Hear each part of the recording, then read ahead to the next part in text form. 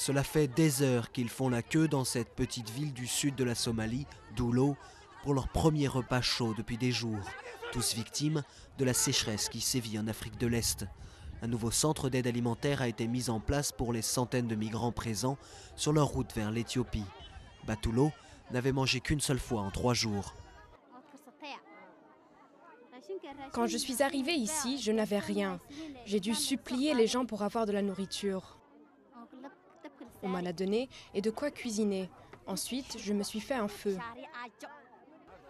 Tous ici sont anxieux.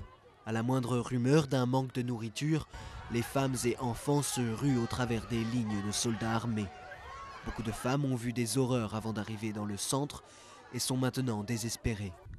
L'histoire de Fatima n'est qu'un exemple parmi tant d'autres. Sa sœur est morte de la famine et son mari a disparu il y a 2 ans alors qu'elle était enceinte. Elle a donc dû voyager seule pour venir ici.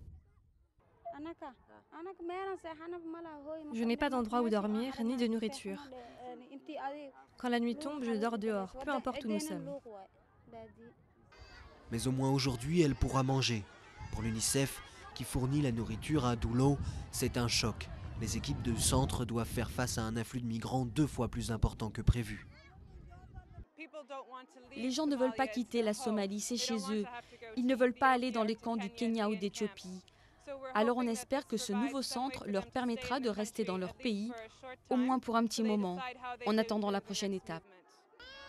Mais il y a peu d'options comme ce centre pour les réfugiés de Somalie dans leur pays.